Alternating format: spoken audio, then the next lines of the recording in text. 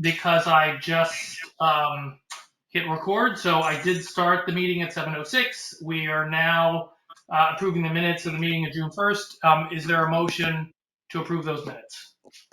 Carolina, is there a second? Someone who's got their video on. Okay, thank you, Meg. All in favor, please say aye. Aye. Aye. Aye. Thank you. Any opposed? Abstentions? No, passed.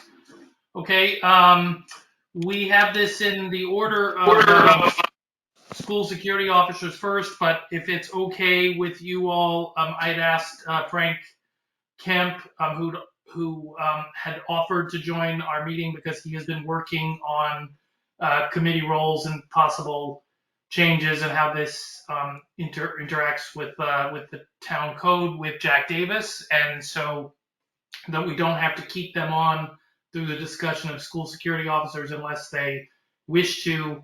I'd like to do the committee role and related administrative discussion items first, if that's okay. And this is Janet. Ed, yeah, hi. this is Janet. Can you see me? I do not see myself on the screen. No, we can hear you but not see you. All right, thank you. But I've got a visual of what you look like, so I'm just put that over to Jay. Thank you. That's great. So Frank, if you want to just kick us off on this topic.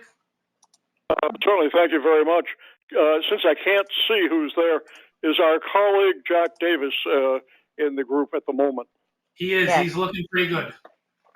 He is or is not? He is. He's here. Okay, great. Well, then this is sort of a tag team between the two of us.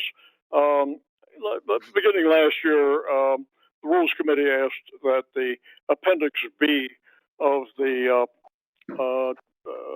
town codes be updated because there were some what we call buggy whips in there. For example, the Department of Public Works was in charge of incinerators. Well, there hasn't been an incinerator around for more than 25 years. But there are other little phrases that need to be tuned up. But before we go and do that, Jack has been kind enough to set together something which we call the Matrix.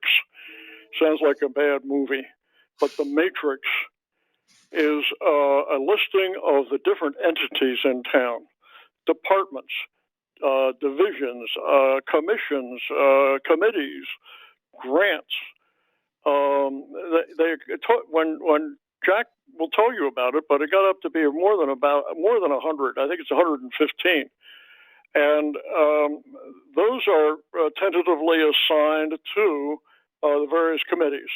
Many of the ones are obvious that they've been dealing with for years, but it's also very interesting to see what organizations, even though they don't have budget items, budget obligations, that we as the RTM have to deal with from time to time.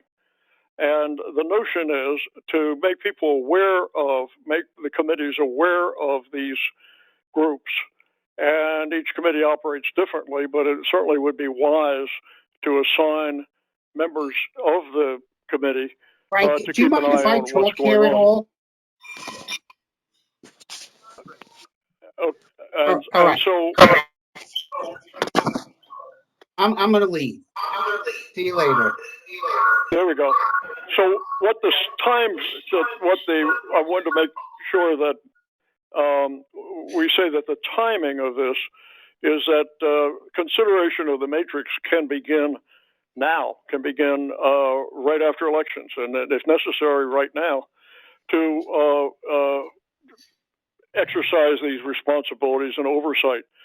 Then, after several months of this, as it shakes out, we will sharpen our pencils and work out any textual changes to Appendix B, and that would be staffed around like any other motion that has to do with the administration of the RTM, and subject to an RTM vote, probably late in the spring. So at this point, I'd like to turn it over to my colleague Jack, who is doing a heck of a lot of work on this thing now, and is a very good spokesman for the effort. Well, you Jack? covered a lot of the area, but I'm going to bring everybody back a little bit. There you go. Um, I'm going to stand by. Thank you, Frank. Last year in December, when we were doing committee assignments, after being many years on the RTM, I happened to read the definitions of what the committee said, including F&B and some of the other ones. And using the British term, I was gobsmacked. Frank mentioned the incinerator. F&B has assessment evaluation. Other committees have comment on administration and personnel. I happened to read this to Kate Bush in one of the F&B meetings, December, early January of this year, and her mouth dropped. And my only response was, yeah, that's about the same reaction I had. So I brought it to rules and said, we have to change these. And with that, I had already initiated a project, which was really to document the role of our government and our governance. Now, that resulted in several items, which, Frank refers to as the matrix. But what it did is it exploded all the commissions, the boards, the grants, the reserve funds, the outside groups which we deal with, the departments, and a slew of other items, and then assign it to which was the primary and which was the secondary RTM committee. And sometimes there's more than one, such as when I was doing this, found out that Ed Gentile happens to be an ex officio on the Park and Rec Commission, and as such, because they do work there. So while Park and Rec Commission may have Park and Rec primary, secondary is both F&B and Public Works because they also have a role there. This, while it does document governance of the town, it also helps the Rules Committee, where frequently I've been in meetings and people are saying, oh, this came up, who has this? This basically is the roadmap for it. It also becomes the roadmap, although I'd say that a third to a half of the items that are listed here have no budget activity on it. 5 Mile River Commission, some of the other groups that we deal with, and I'm talking about the whole town. It does also help on budget. It also does something else that I firmly believe in, and besides the fact that I discovered certain things of where F&B should be putting more emphasis than we have in the past. Like we've always done the library, but when I looked at it, I realized there was no other group that really was responsible for the library grant when I looked at all the other committees. So part of this list is to encourage engagement by the committees. So I'll speak in general, then I'll bring it back to education. When we're looking at this, it allows people to first look and say, here's the Public Works Committee, what do they do? Here's F&B, what do they do? Here's education, where are they responsible? So if I'm looking at education, I originally had just the Board of Education, but I realized that the Board of Ed has a finance committee, a communications committee. That was one that I just found out about. Facilities committee, curriculum committee, policy. And I also put down as a department special ed and ELP because that represents approximately 20 to 25% of the budget. And they used to have a special ed committee. They don't anymore. But F&B does follow the facilities and the finance committee. If we don't go to a meeting or watch the tape, we at least have somebody watching it afterwards, because there's overage unders that come out of there, where they stand on the ECR, what their budget constraints are, what's coming down the road, are all part of that. There's also funds which we sort of look at. Some of these are sort of hidden. But the cafeteria fund, we talked about that there's a new student activity fund. There's a Gatsby fund that was just formed. There's special education grants that carry over. It's usually a 2-year grant. They're in the appendix. And it's saying, you know, who's looking at this in detail? It does follow the budget in a lot of ways, because you'll see when we do the budget as the RTM Education Committee introduces and moves the Board of Ed operating budget. Now, while F&B does the capital budget, because we're doing a whole item there, or if it's a bond, F&B will be the one to initiate that. Really, the committee has your committee has primary responsibility for any capital requests that are coming out. And in the most recent items that are coming down the road, one of which you'll be talking about later tonight, if and when the security guards come up for approval after it makes it through the Board of Finance and comes to the RTM, education is going to be the one introducing it, because it's a budgetary item. F&B will be secondary on it. In addition, there's a capital request for about $350,000 that's going to be coming down. And again, education is going to be introducing that. F&B will be secondary.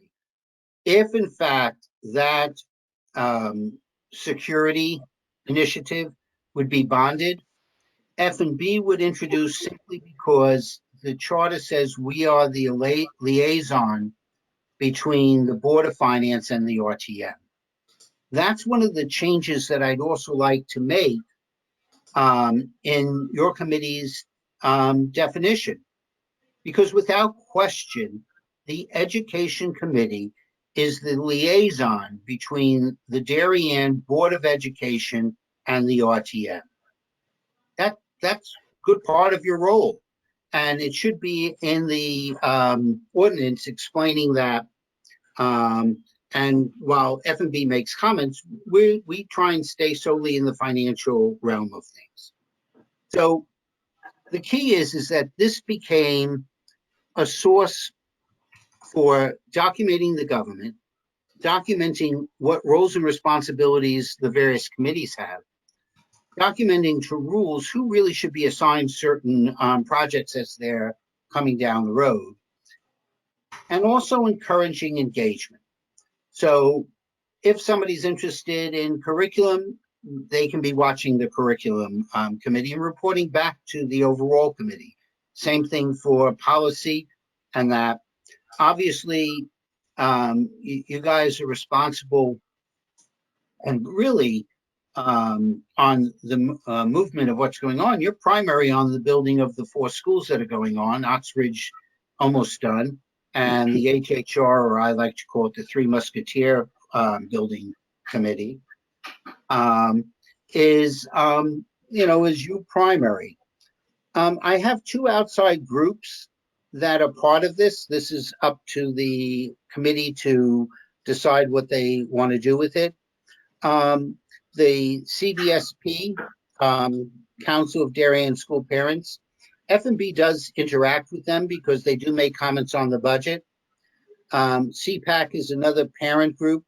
We do not work with them because they don't have budgetary control. Whether or not you guys want somebody following it, that's up to your committee. There's other groups of note, and that's the Board of Selectmen, the Operations Planning Committee, any bonding. If F&B introduces it, obviously you guys would be next. WestCog, and in certain situations, also legislation that's coming down. So the change in opening up for open choice for both Danbury and Norwalk, which wasn't before, is something that commentary from your committee is important because it represents one of the voices of what will happen with the RTM. And, even if it's, both sides of the equation on that. So what we're asking now is for people to look at these, make sure that we didn't miss any. There's a couple that were assigned to one group and somebody else said, no, that really belongs here. Work with them, decide how this works best for your committee, and then ultimately come back and take a look at the existing definition that exists in the ordinance. Personally, I'd like you guys to add on the liaison parts to the Board of Ed. Come up with other parts of it, but, the specificity to the Board of Ed budget says we really don't have any control on personnel. Even if we don't like an FTE, we can't cut it, which we can on the town side. And, new initiatives, we don't have influence there because we're giving a full budget appropriation. So, while you guys have a real board that you're dedicated to, when we look across other areas, it really has been helpful for encouraging that engagement. And that was the original purpose that it was done. And now, because we're also looking at how we integrate technology, Seth was leading the charge on Robert's Rules of Order. It's almost a three-pronged attack that's being developed by rules to say, this is how we expect the RTM to operate. This is what we want it to do. And start with the premise that happened at the beginning of the pandemic. Is state law says very clearly that when you have a town that has both an RTM and a Board of Finance, both the Board of Finance and the RTM are the budget-making authorities in that community. And that puts the RTM on certain equal footing that I don't think a lot of people realized. So this is all from that, and that basically is it. I can answer any questions that we might have. Frank's right. We're looking to see if people can work on this. We're going to hand out this full matrix to at the beginning of the legislative session, the new legislative session, so that people can take a look at what's going on in town and help them decide what committee they may want to be interested in. People on committees can look at this and say, hey, I want to follow that, and speak to the chair and say, that's what I want to do. And then sometime in the April timeframe, hopefully we'll have enough definitions modified that we can vote on it as a full RTM and put it into the ordinance. So I know I covered a lot, and, but that's the genesis of this, and that's really where it's going. So I don't know if there's any questions or comments or other things. Thank you, Jack. Does anyone have any questions for Jack or Frank, or any comments on this topic generally? I do. Yeah, go ahead, Peter. So first of all, thanks for a lot of the work that you guys have done regarding these committees, right? And I just want to say, for me, is that if I see that we are not assigned to something that I think we should be assigned to, that I'll raise my hand. I know you want to structure it and think through all of these committees. So thank you for that. But I really want to go back to something that you mentioned, and we always struggle with it when we discuss budget here and what we can do as RTM, and you call it equal footing. And I don't see it as equal footing, and I would like you to help me get through that, and hopefully we can conclude that we are on equal footing with Board of Finance. There's a couple of things that you mentioned, one of these documents that sort of sounded interesting, but I want to really address it on an example of a budget that would happen, right? But really, what I'm talking about, you call it we are a budget making authority. You're saying that we have a veto, not in Board of Education operating, but we have it for Board of Selectmen operating. And the last thing that you say here is that the RTM does have the authority to make a total dollar cut to the proposed BOV budget. So there are a couple of things, there are different things, but really what I want to figure out, and I struggle with that every budget, is that a scenario where there's two scenarios, Jack, and having Frank is really helpful. The two scenarios that I always think about is, and we had them in the past. So if Board of Finance says, I want to keep scenario number one, right? They say, I want to keep the budget flat this year for whatever reason, right? But we, as you say, we're not equal footing, right? I'm not talking about light item veto, but we say, listen, we think that actually having it flat with 70% of the budget in our town being unionized labor with escalators every year, keeping it flat actually means that you're going to cut some programs, right? So we don't want to keep it flat, but we cannot do anything if we don't approve the budget put in front of us, the budget that's proposed as flat, right, versus last year. There's nothing we can do, right? So I would like you to sort of correct me there if I'm wrong. And the second thing I want to say, what about if Board of Finance, the second scenario, the second bookend, right, is that if Board of Finance wants to approve a plus $7% annual budget for some reason, right? And we as RTM taxpayers, I know they are taxpayers too, right? But apparently we are on equal footing, we say, right? We're saying that's too much. We want only 3%. Not zero, right? Because I understand that if we say no during our vote on the budget, it goes back to the previous year. But we say, because of the things that I mentioned on the union labor, we say 3% is right. So so in these two sort of bookend scenarios, zero increase proposed by Board of Finance and large increase, and we want to come somewhere in the middle, what in fact can we do to effectuate it? Okay, so let me start with, because you raised several topics and we have different things we can do for each one of them. First, if they want to go for a zero budget, we can't increase the budget, all right?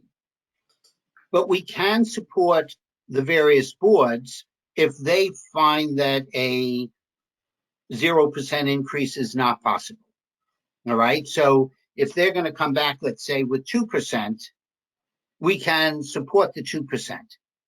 The Board of Finance could cut it, but, last year, they put guidance out as 3% in the state of the town, and nobody's budget came in at 3%. Actually, it was almost 2.5 and 0.5 for growth, and that didn't happen, and there weren't cuts.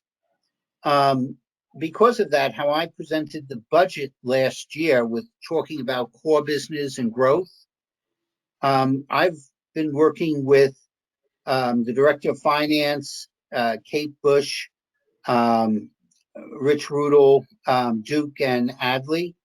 And I think that this year's budgets that we're seeing for 24 are going to be presented to the town in those ways. So that's a very big change because that helps explain what's going on.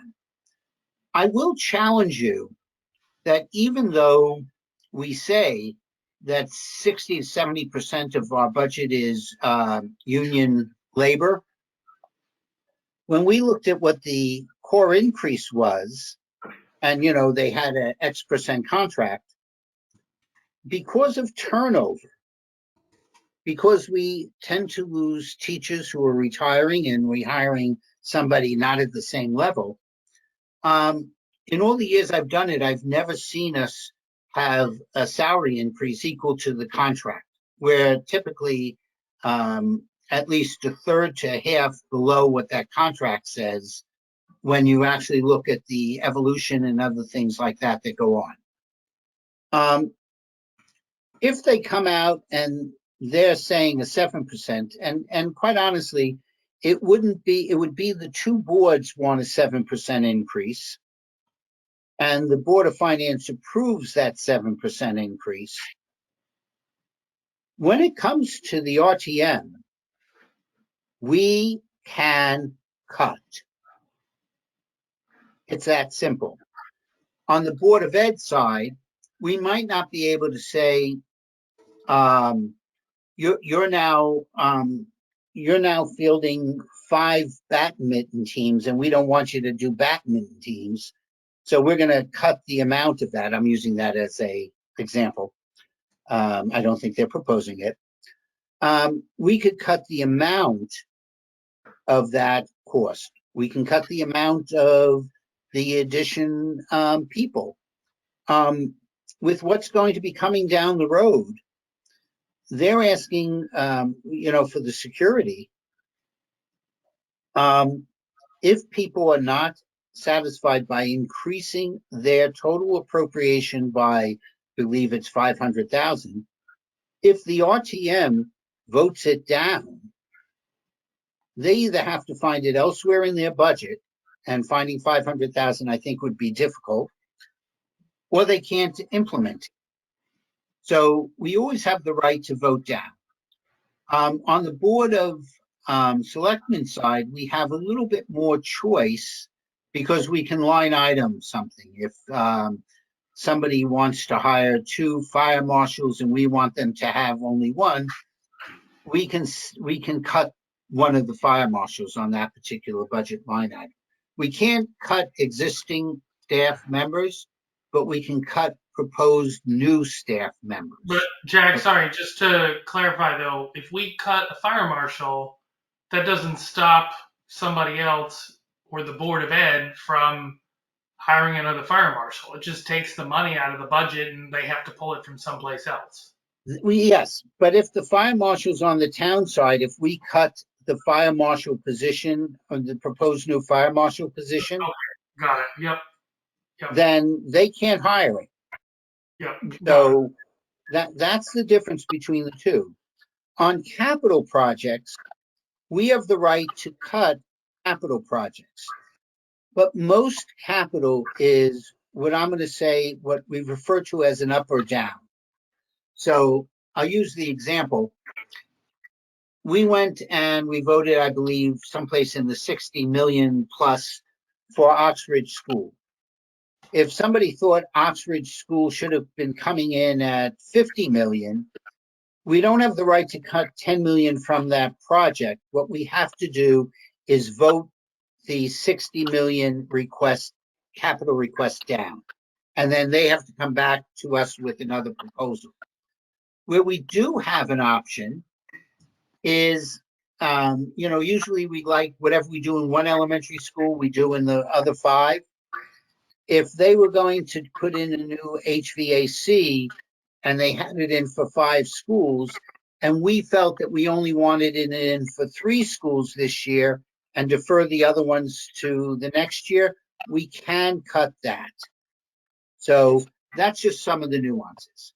Basically, the Board of Finance determines how we're going to pay for things. We ultimately vote on what the final amount is. And if we don't like how they're paying for it because they're going and doing a bonding issue, we can vote the bonding issue down. And effectively, that stops the project from moving forward because it's not funded otherwise. So do we have the full right in certain things? No, because we're not deciding how to pay. But there are other things that we do have. And at the end of the day, even the Board of Finance's budget, it's the superintendent's budget, they give it, it's the Board of Ed's budget. Once it's handed over and the Board of Finance decides it, it's really the Board of Finance presenting the budget to the RTM. If we don't like it, we can cut it. And you may remember about 3-4 years ago, or maybe it was 2 or 3 years ago, F&B proposed several cuts to the budget because we thought there were some excess funds that were not properly accounted for in that budget, and the cuts passed. So those are an option to the RTM. So, Jack, I know these are good people, right? And nobody, the different scenarios may or may not happen, but just let me clarify the question. Just Board of Education wants 4% this year or next year. Board of Finances says you can only have one. We as a RTM cannot come, right, and say, guys, we want 3, right? We can either approve the budget at 1, right, that Board of Finance brings from in front of us, or we say no, and that's going to be 0. So that so that's on this side. That's we don't have but we always can cut, but we cannot increase, right? That's correct. But quite honestly, but nothing's new. Like, sorry, we're talking about something that, like, I don't know, hasn't this been this way for like a long time?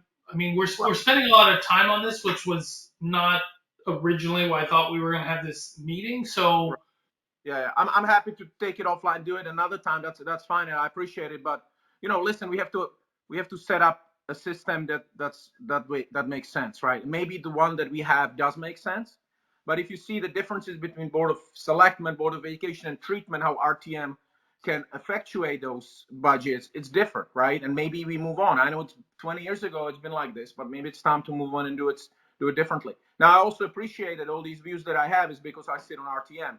Maybe if I was in a different body, I would, say that it's working fine.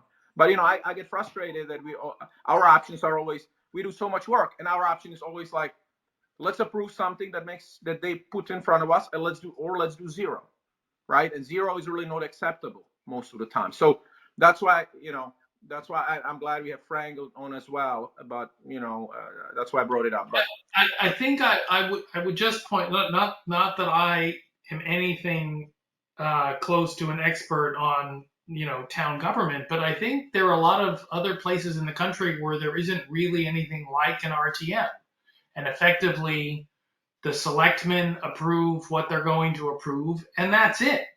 The fact that we have a Board of Finance, that we have an RTM, is a lot more government process than what lots of other cities have. So I don't know. It just that's it is what it is. This is our system of government. So Ed, can I just say something really quick? Yeah, Peter, sure. I appreciate everything you just said, for sure. And I think one of the things for us to remember as a committee is that we're overseeing a board that is like, it's not the Board of Selectmen. It's not really a municipal board. It's a state board. It's a state agency. And so we're bound by they are bound by state rules that, like, we just can't change in our charter. So I think it's something that I think we also have to keep in mind as we consider our role, overseeing the Board of Ed. yeah, I think that's an important point that Teresa raises. While the town votes and elects the members to the Board of Ed, and while we vote to fund the Board of Ed, the authority for the Board of Ed comes from the Connecticut State Department of Education. That's their authority. So, town is different. Okay. Are there any other comments or points on this topic before we move to the school security officers? Okay, seeing none. Frank and Jack, thank you both very much for your time this evening. You're, of course, welcome to stay for the rest of this discussion. Maybe just for a little bit of a preview on or sort of really my thinking on the school security officers. Like, this is not a topic that was assigned to us. It's a topic that may very well be assigned to us. And I guess I was just mindful that we hadn't had a meeting in a while because we hadn't had business to conduct. This was something that, when it was discussed at the Board of Ed meeting in late September, generated a fair amount of discussion. For many of us, it may be something that seems like it's kind of coming out of the blue, despite the fact that Dr. Adley said it had been talked about at an executive session at the Board of Ed, for quite some time. Certainly, we have, as a committee, had a vigorous discussion on school security, and Peter in particular has been an advocate for doing things to ensure that the security that we have at our schools is first rate. So that was partly we had this meeting already on the calendar. And so even though we don't have something to vote on, this seemed very topical. This will certainly or likely come to us as something that we do have to vote on. And if the if the board is pursuing this on the timetable that has been indicated, it may be that we just don't have the ideal timing for a meeting, and we may have we may not be able to get all the members that would normally join. They may not all be able to join. So what I had hoped we would do tonight was kind of give folks on this committee a chance to kind of share their views, ask questions. We're asking questions of one another because I did not ask anyone from the administration to join the meeting because we didn't have something formally in front of us. I assume you all have have watched the presentation from late September and are aware of this. But I'm also happy to let someone here who thinks they're very well versed on it to try to give an update. I'm happy to try and do it myself. So why don't I, with that long-winded introduction, why don't I open the floor for anybody that would like to speak?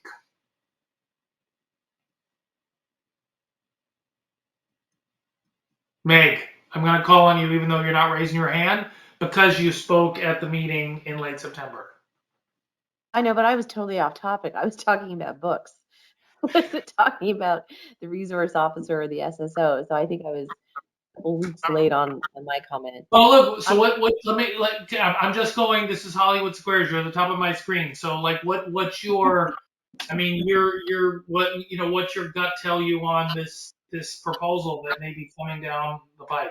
Well, you're not going to like my answer potentially because I'm really toggling with this. I can see some upside to it. I understand the sense of reassurance that a lot of parents would probably feel knowing that someone with a firm security background would be at the school. On the other hand, I also see that it could, inadvertently present,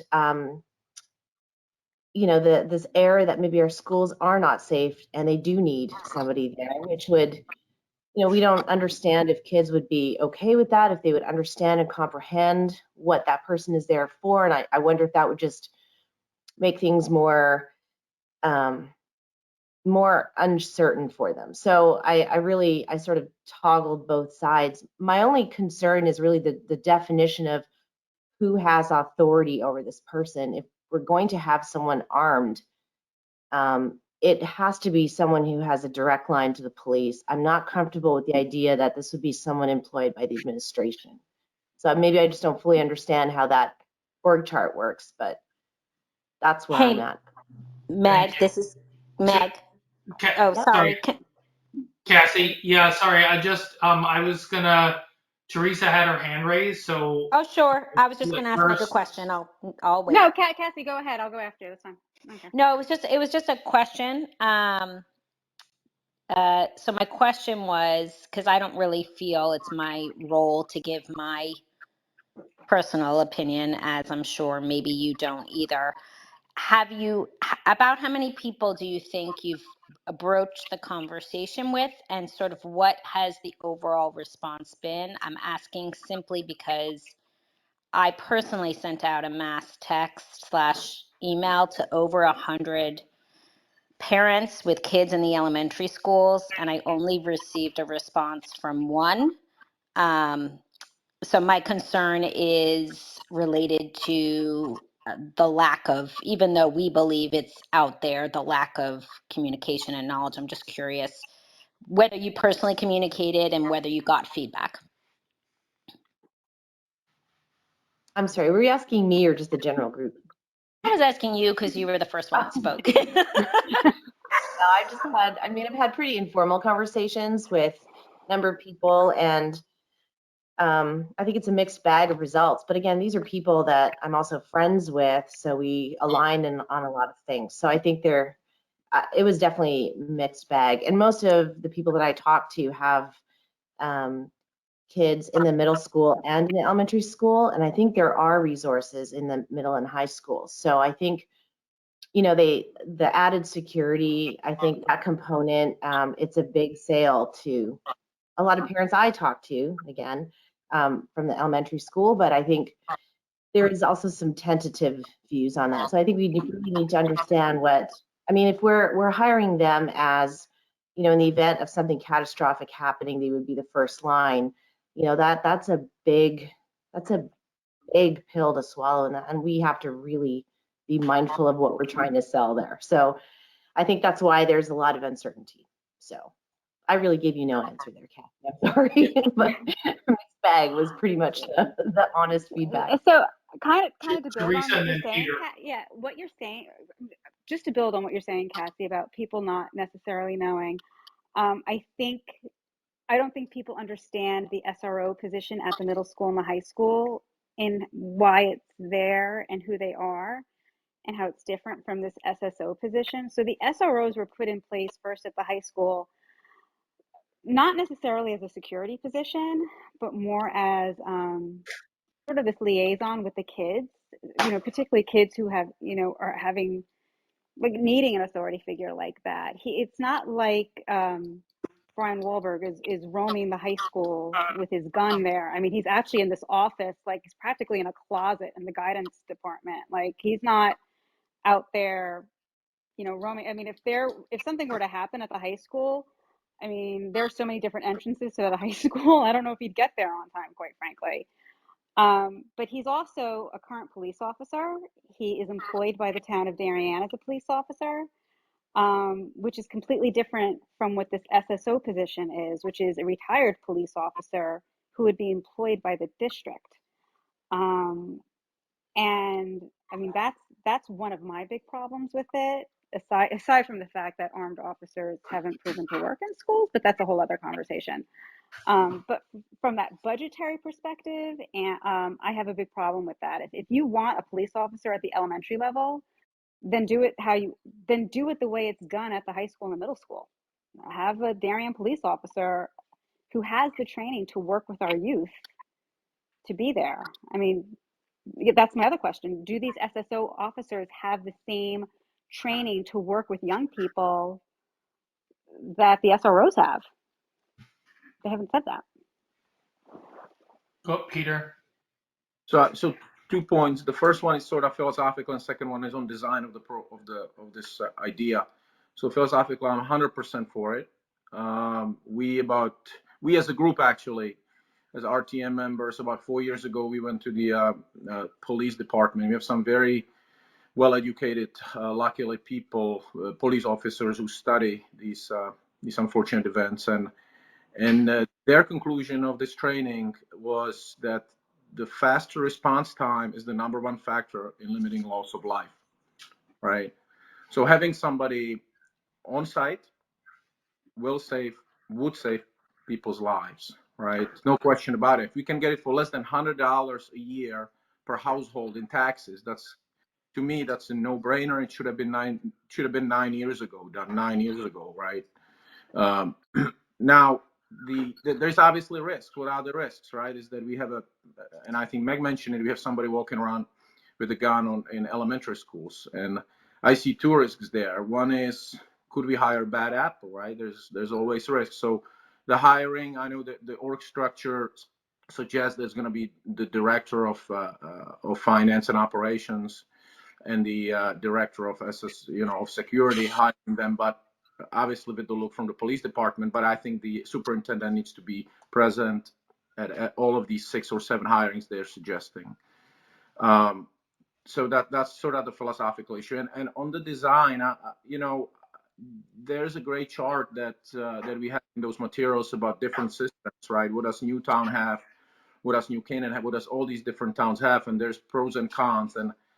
And I'm confused by it a little bit too, quite frankly, that, we have police, members of the police department in the middle school and high school, and we would have employees of the Department of Education and elementary schools. And I see it's a little different role and I appreciate that. But there was one thing that really struck me is that the principal remains to be the incident commander in case there is a problem.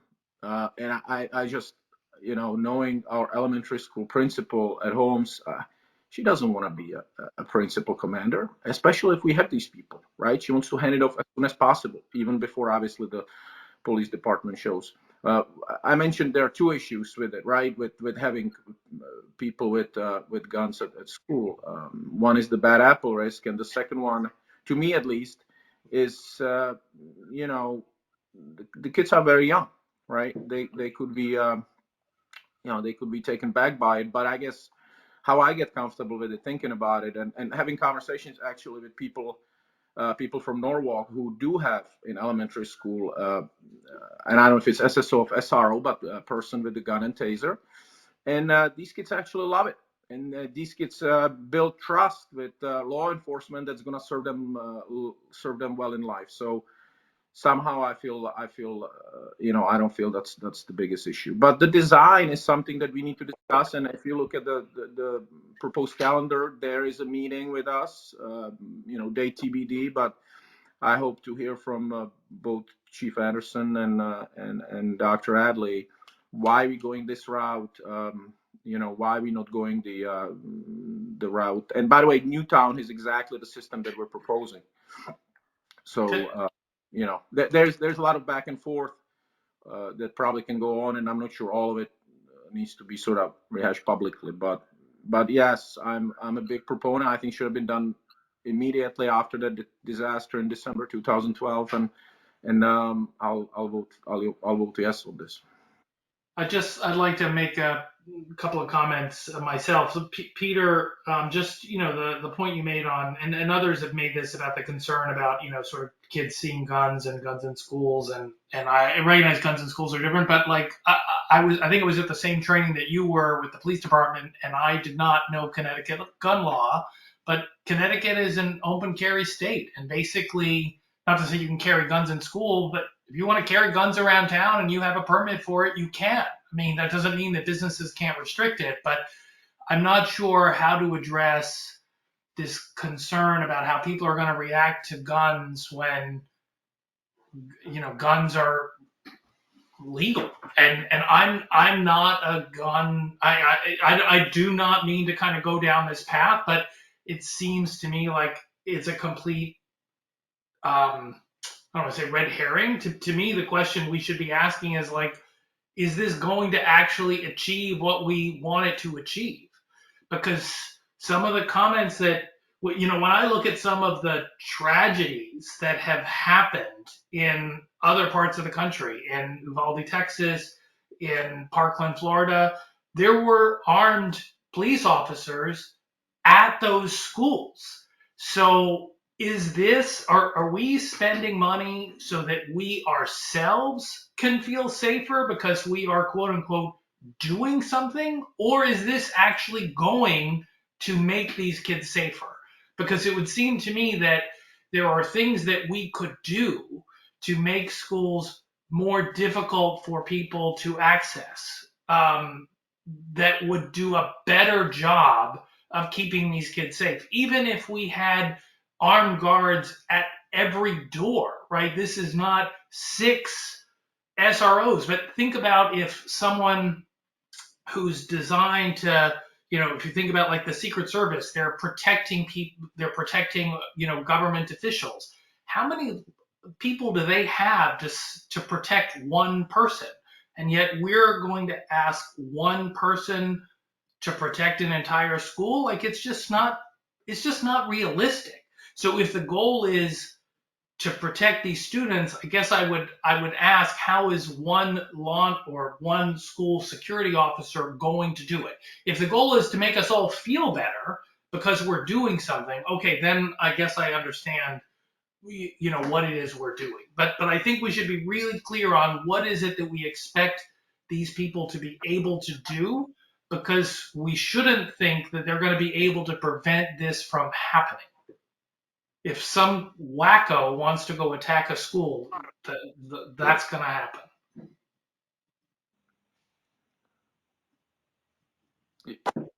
And is it addressed to me? Because my No. This is, I don't, we'll let the administration talk about it, but right. But here's the answer.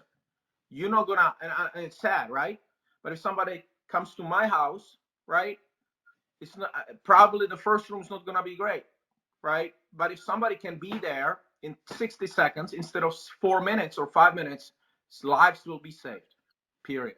Right. Anyway, but fair we can have the chief address it. So yes, I agree with you. He cannot say. But what about but what are we doing at the library? I mean, I realize this is the education committee, but there are kids in lots of buildings in town. There are lots of businesses in town. Like, what are we doing in those facilities? That's a great discussion, but it should not take away from this effort. It's my opinion. I agree with you, right? Where does it stop? But that's not either or here, right? This is Curtis, if I might chime in. Yeah, go ahead, Curtis, and then Clara. Thank you. Apologies, I'm on the phone, not on Zoom. But I do want to support what I heard Peter say. You know, a couple of thoughts come to mind. Number one, this is not our expertise, right? Unless there is a law enforcement expert on this call. So we have to trust that the consultation that the Board of Ed has had with the police and best practices within the industry has led to this recommendation. And second, again, to Peter's point, there's no substitute for having someone on premise who can respond in less than a minute. And whether, doesn't matter whether it's a police officer or an otherwise well-trained armed individual. I'm actually pretty against guns, generally speaking, but I have to say there's no contest. The research supports the fact that if there's somebody there who's trained, that to Peter's point, you can prevent further loss of life in a much shorter time than you could expecting the police to arrive. And then finally, on the subject of the reaction of the children, I agree again with what Peter said, that the kids are very aware that this stuff is happening around the country. They hear everything, they see everything, and it has them uneasy.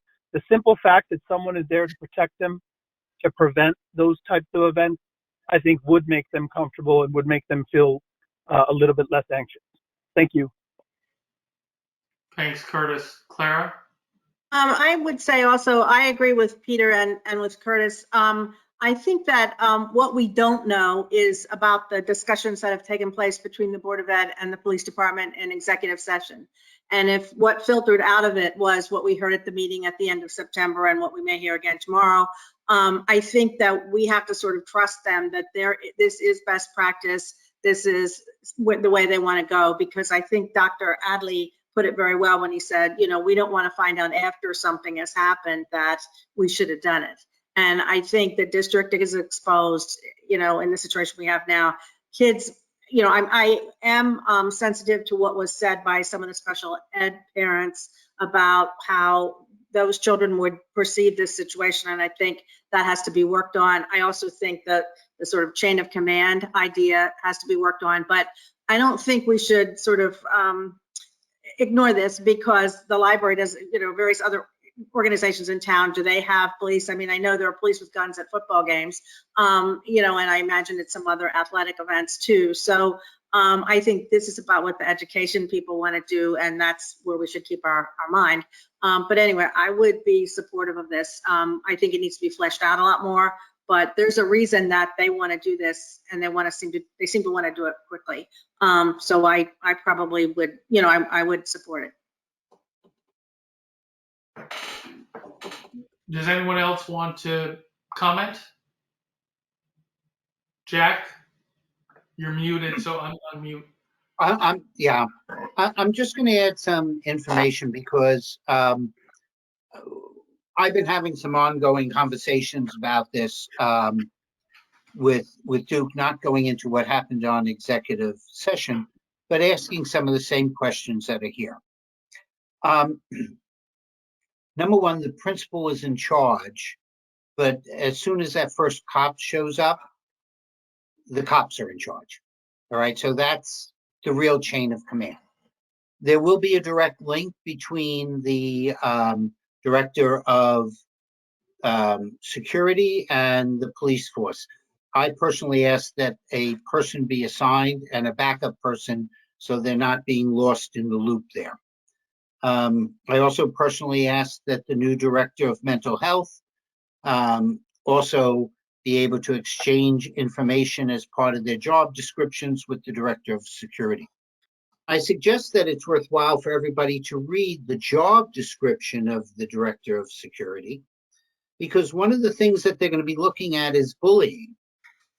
And so with cyberbullying that happens even at this young age, I think that's one of the other things that can happen or can be utilized from it. I think Teresa mentioned that there's a difference between the SROs and the SSOs, and there is a difference. The SROs were not put into the schools for a security purpose. They were to establish a relationship. There were also more drugs in the Middlesex and the high school. There's also smoking going on and other things. And they've become, the SROs have become a person that certain kids who are not comfortable talking to a social worker, a school psychologist, go to and talk. Don't know whether or not the same thing is going to be occurring with an SSO. So there are some questions there.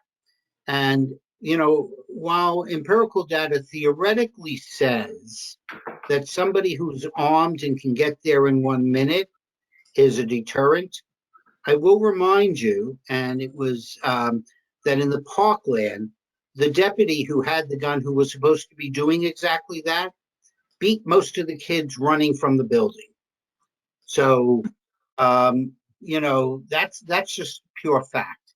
And in Uvalde, you had police officers who were not doing what the current practices. They were still doing concubine type stuff, Columbine type stuff, and really didn't even understand the way it goes.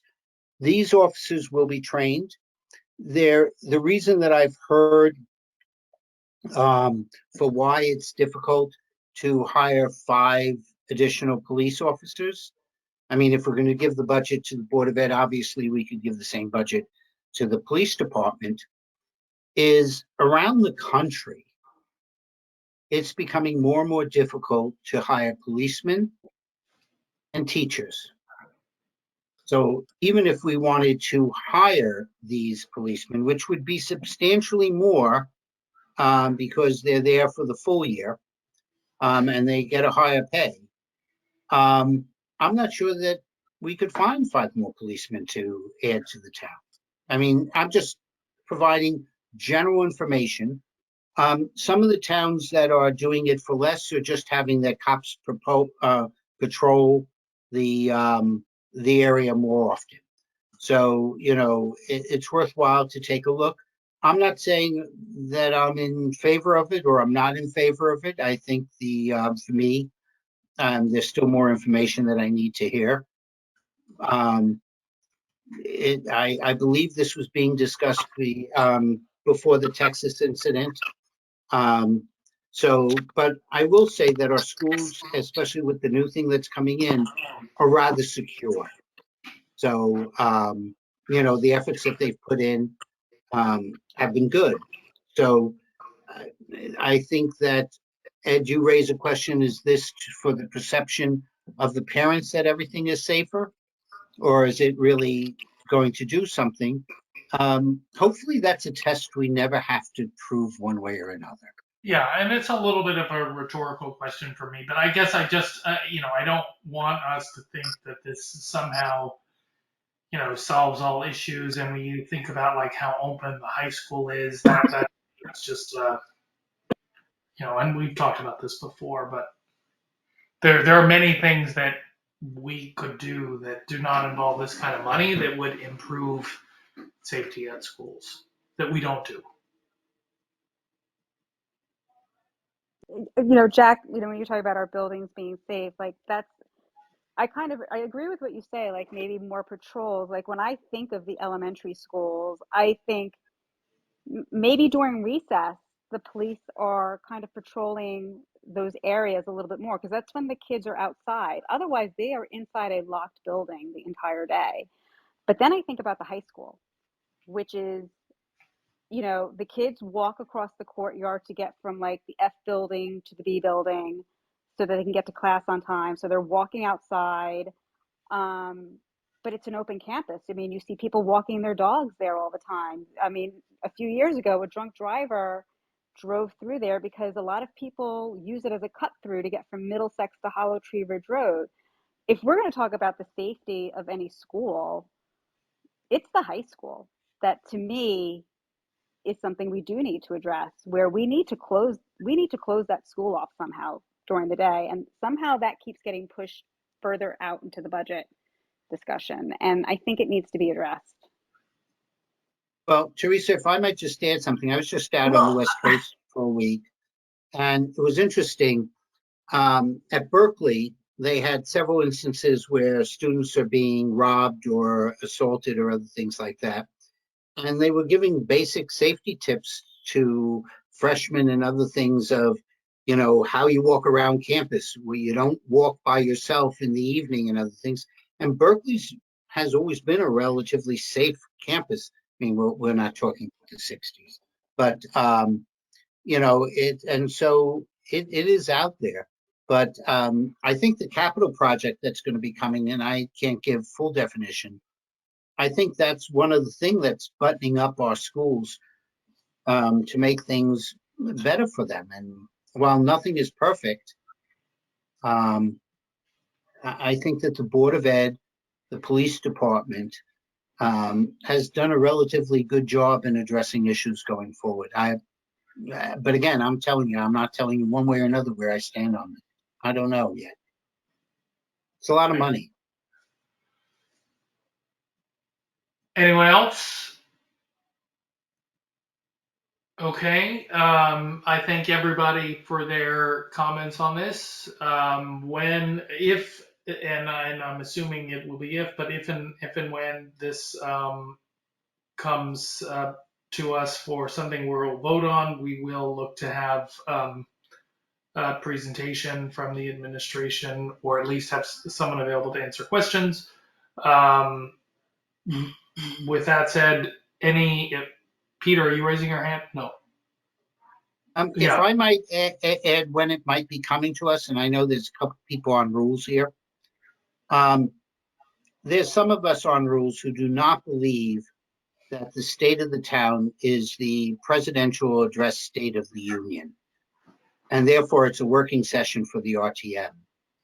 The goal of the Board of Ed is to have these individuals in place in early January.